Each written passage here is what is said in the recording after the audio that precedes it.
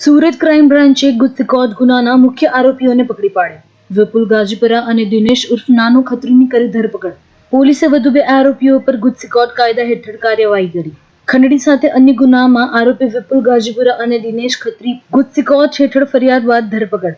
વિપુલ ગાજીપરા મુખ્ય સૂત્રધાર હતા, જ્યારે વિપુલ ગાજીપરા અને દિનેશ ખત્રી જૂનાગઢથી ઝડપાયા હતા. આ અંગે બંને ઉપર 10થી વધુ ફરિયાદો પણ છે. તદુપરાંત ટેક્સટાઇલના વેપારીઓને ધમકી પણ આપતા હતા.